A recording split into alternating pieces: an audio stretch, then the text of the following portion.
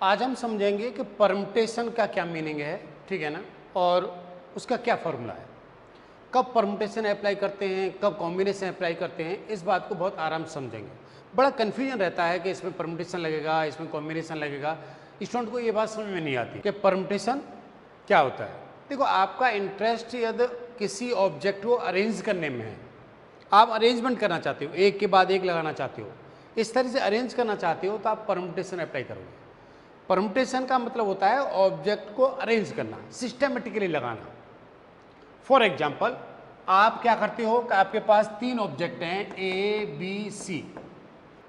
ये एक A B C का एक अरेंजमेंट है। एक दूसरा अरेंजमेंट ये हो जाएगा कि आप यहां पर ए लिखें, सी और बी लिखें। ये दो अलग अलग बातें हैं, ये दो डिफरेंट अरेंजमेंट्स हैं। इसका मतलब ये दो डिफरेंट परम्यूटेशंस हैं, ठीक है। परम्यूटेशन का मतलब होता है अरेंजमेंट, ध्यान रखिएगा।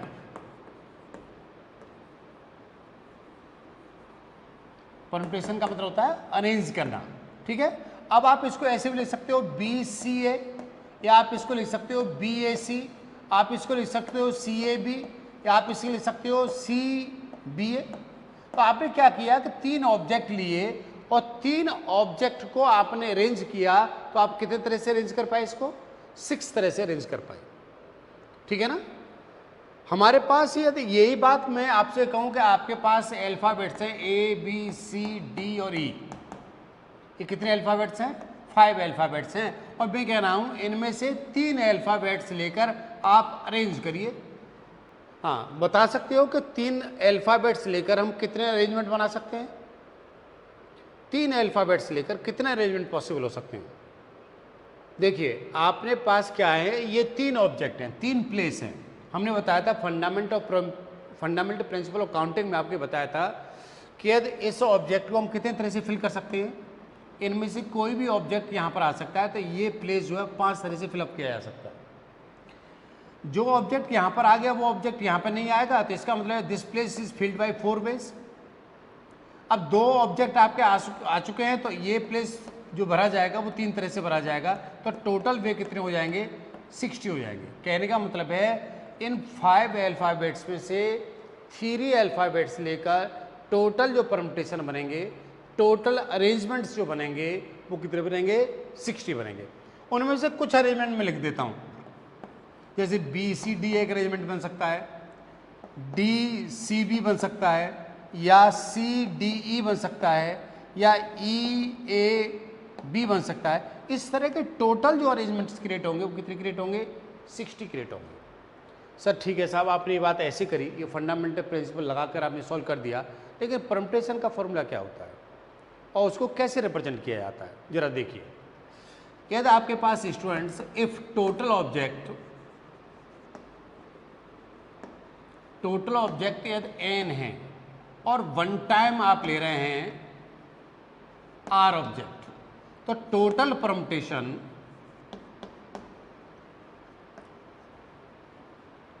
परम्यूटेशन बनेंगे n factorial divide by n minus r factorial, और इसको लिखते हैं परम्यूटेशन भाषा में NPR।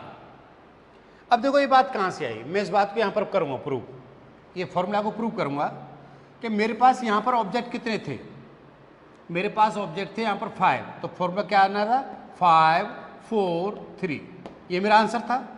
इसको मैं फैक्टोरियल में बदलना चाहता हूँ। इसको मैं फैक्टोरियल में कैसे बदल सकता हूँ? इसमें फैक्टोरियल में बदलने के लिए मुझे 2 × 1 से ऊपर नीचे मल्टीप्लाई करना का, ठीक है। तो ऊपर क्या बन जाएगा? ऊपर बन जाएगा 5 फैक्टोरियल और नीचे रहा 2 फैक्टोरियल। 2 फैक्टोरियल में लिख सकता हूँ 5 माइनस 3 फैक्टोरियल। तो देखिए मेरे पास टोटल ऑब्जेक्ट कितने थे? n कितना था मेरे पास? 1 2 3 4 5, तो n था मेरे पास 5 फैक्टोरियल। नीचे क्या आया? n minus r। मैंने एक बार में कितने ऑब्जेक्ट लिए? 3 ऑब्जेक्ट लिए, तो मेरे पास n था 5, r था मेरे पास 3, तो क्या फॉर्मूला बना? 5 फैक्टोरियल ओवर 5 माइनस 3 फैक्टोरियल। यदि आपके पास टोटल ऑब्जेक्ट यदि n है और एक बार में यदि आप r ऑब्जेक्ट लेकर परम्यूटेशन बनाना चाहते हो, या परम्यूटेशन न कह के आप ये कह सकते हो अरेंजमेंट बनाना चाहते हो, तो टोटल जो अरेंजमेंट बनेंगे वो बनेंगे n factorial divide by n minus r factorial. ठीक है ना। इसको शॉर्ट फॉर्म में आप NPR भी लिख सकते हो। आपसे कहा जाए जरा बताइए सर 6p3 के 6p2 कितना होगा, इसकी वैल्यू क्या होगी? तो आप इसे कह सकते हो इसकी वैल्यू होगी 6 फैक्टोरियल अपॉन 6 माइनस 2 फैक्टोरियल। आप इसे आगे सॉल्व कर सकते हो, ये आ जाएगा 6 इंटू 4 इंटू 3, 2 पर ब्रेक लगा लो, सॉरी 3 पर ब्रेक लगा लो, 3 पे क्यों 4 पे ब्रेक लगा लो, क्यों नीचे क्या आएगा 4 फैक्टोरियल आएगा। आप इसको खोलेंगे 6 फैक्टोरियल तो क्या आएगा 6 इंटू 5 इंटू 4 पर ब्रेक लगा लो, नीचे 4 फैक्टोरियल आएगा, इसे कैंसिल हो जाएगा, तो आंसर कितना आएगा 30। तो 6p2 की क्या वैल्यू आएगी, 6p2 की वैल्यू 30 आएगी। बात समझ आ गई? आप समझ गए कि यदि आपके पास टोटल ऑब्जेक्ट यदि n है और n ऑब्जेक्ट में से आप r ऑब्जेक्ट लेकर परम्यूटेशन बनाना चाहते हैं, तो टोटल जो परम्यूटेशन बनेंगे वो आपके पास NPR बनेंगे, और NPR की जो वैल्यू होती है वो n factorial divide by n minus r factorial होती है। बात क्लियर है ना सबको? चलिए आप एक बार इसे कॉपी करिए। देखिए हमने क्या समझा, हमने मैं की बात समझी है कि टोटल ऑब्जेक्ट या टोटल ऑब्जेक्ट से हमारे पास n है और वन टाइम एक बार में हम r ऑब्जेक्ट ले रहे हैं, तो टोटल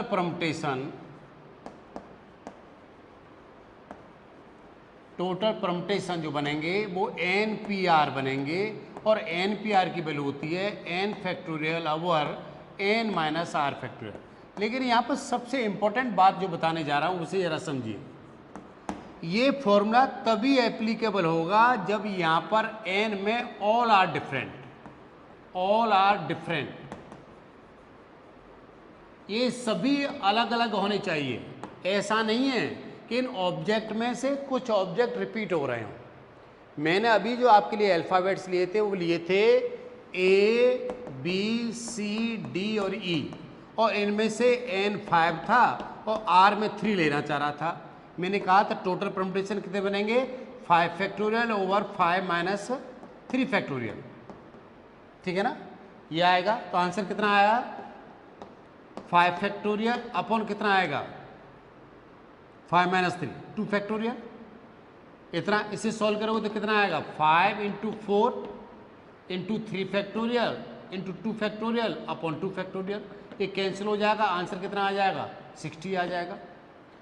ये 5 में से 3 लेकर टोटल हमारे पास जो अरेंजमेंट बनेंगे कितने बनेंगे 60 बनेंगे।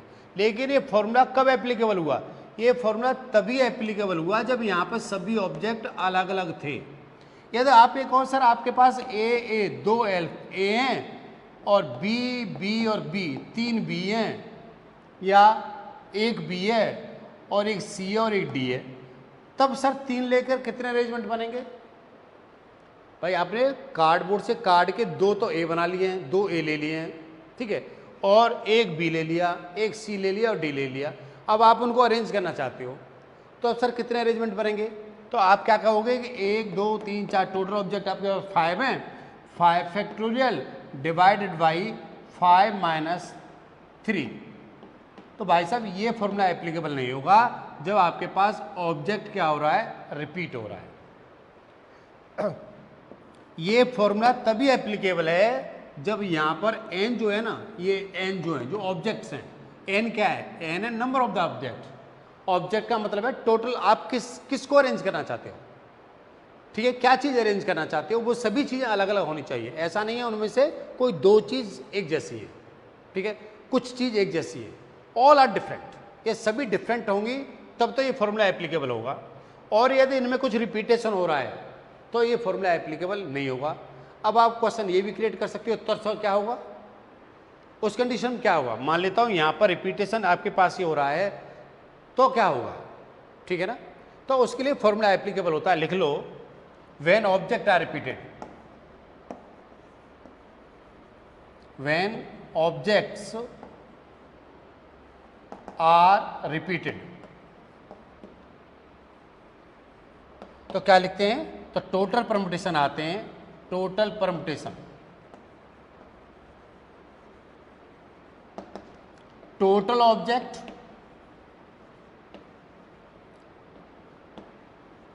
का factorial divided by repeated object,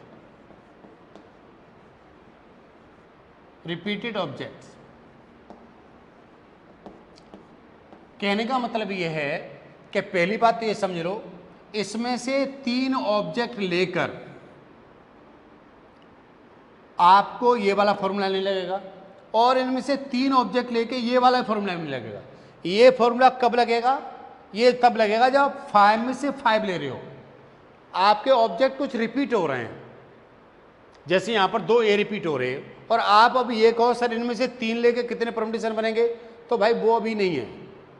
हाँ, आपके कोर्स में क्या हो सकता है, ऐसे केस भी बनेंगे, बहुत टिपिकल क्वेश्चन क्रिएट हो जाएंगे जो आपके एनसीईआरटी लेवल पर नहीं है, लेकिन बनाए जा सकते हैं। वो आपके एनसीईआरटी लेवल पर क्या है, वो ये है कि यदि ऑब्जेक्ट रिपीट हो रहे हैं और उस सभी ऑब्जेक्ट लेकर हम अरेंजमेंट करना चाहें तो कितने अरेंजमेंट पॉसिबल होंगे।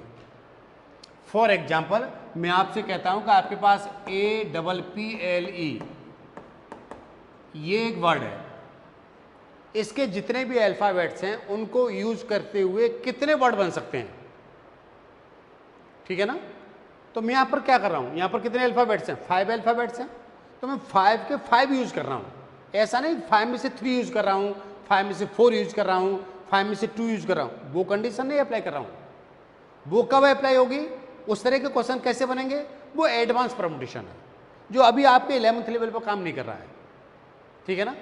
आपके पास रिपीटेड ऑब्जेक्ट में कहां तक काम हो रहा है, रिपीटेड ऑब्जेक्ट में उस केस में काम हो रहा है कि जो भी ऑब्जेक्ट्स हैं वो सभी के सभी लिए जाएंगे, उनमें से कुछ छोड़े नहीं जाएंगे, ठीक है ना।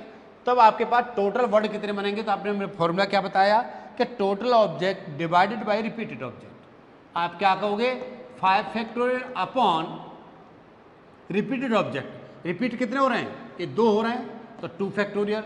आंसर कितना हो जाएगा, 5 × 4 × 3 into 2 factorial divide by 2 factorial, तो ये कैंसिल हो जाएगा, तो आंसर कितना आ जाएगा, 60।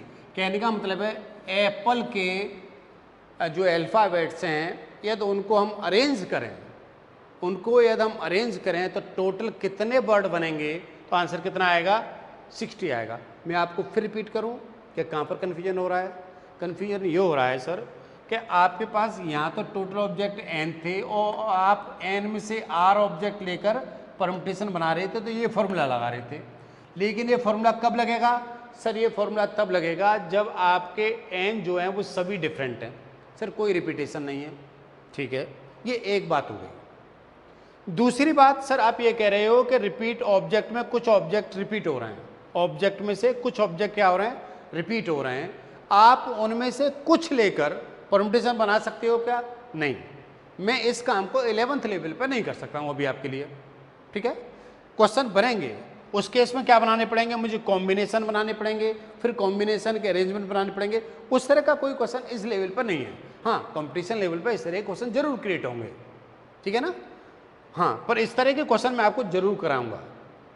लेकिन ये जो फॉर्मूला एप्लीकेबल हो रहा है वो कब एप्लीकेबल हो रहा है, वो तब एप्लीकेबल हो रहा है जब आपके पास टोटल ऑब्जेक्ट हैं, उनमें से कुछ रिपीट हो रहे हैं, तब टोटल परमुटेशन कैसे बनेंगे, तो फॉर्मूला क्या है, total object divide by repeated object. जैसे मिसिसिपी, MISSI,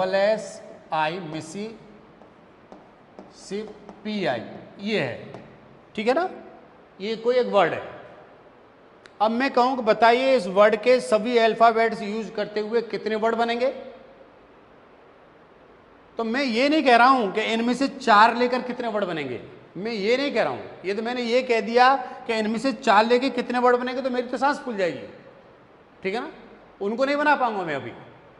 मैं ये कह रहा हूं कि इनमें से सभी अल्फाबेट्स लेते हुए कितने वर्ड बनेंगे, तो आंसर क्या होगा, 1 2 3 4 5 6 7 8 9 10, क्या आएगा, टोटल ऑब्जेक्ट है 10 फैक्टोरियल। और रिपीटेड ऑब्जेक्ट क्या है सर, 4 तो एस हैं, तो 4 फैक्टोरियल आ गया।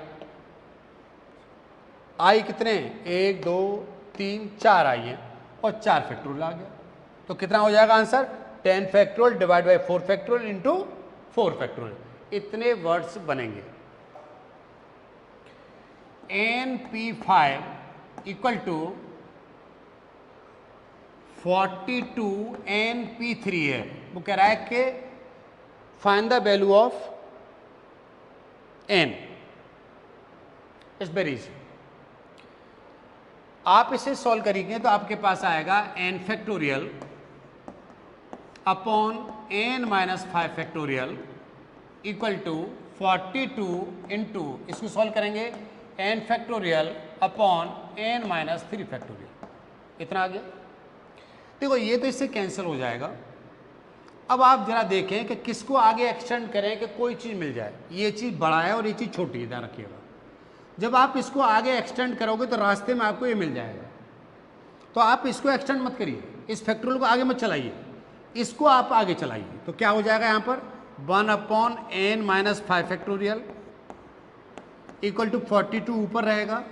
इसको आगे एक्सटेंड करेंगे तो n माइनस 3 आएगा, फिर इससे कम आएगा तो n माइनस 4 आएगा, फिर इससे कम आएगा तो n माइनस 5 पर ब्रेक लगा लेंगे और इससे इसको क्या कर सकते हैं, हम कैंसिल कर सकते हैं। क्रॉस मल्टीप्लाई करेंगे तो n माइनस 3 आएगा और n माइनस 4 इक्वल टू कितना आएगा 42 आएगा। इस क्वालिटी इक्वेशन को सॉल्व किया जा सकता है, कोई प्रॉब्लम नहीं आएगी। तो क्या आएगा, ये आएगा आपके पास n स्क्वायर माइनस का 4n minus 3n plus 12 equal to कितना आएगा 42 आएगा। ये आ जाएगा आपके पास n स्क्वायर माइनस का 7n और माइनस का कितना आ जाएगा ये 30 इक्वल टू कितना आएगा 0। ठीक है जी। इसको मल्टी फैक्टर करेंगे तो कितना हो जाएगा n स्क्वायर माइनस का 7n प्लस का 3n माइनस का 30 इक्वल टू 0 आ जाएगा। तो n आप क्या ले लें, कॉमन ले लें, तो n माइनस 10 आ जाएगा प्लस 3 कॉमन ले लें तो n माइनस 10 आ जाएगा। तो n माइनस 10 एक ब्रैकेट में आएगा और n प्लस 3 दूसरे ब्रैकेट में आएगा बराबर 0। तो n इक्वल टू 10 आ जाएगा और n इक्वल टू कितना हो जाएगा माइनस 3 आ जाएगा। तो माइनस 3 तो हो नहीं सकता n, क्योंकि ऑब्जेक्ट नेगेटिव तो हो नहीं सकते। ठीक है, तो आपके पास n जो है वो कितना आएगा 10 आएगा। मैं समझता हूँ बात समझ में आ गई होगी बहुत अच्छी तरह से।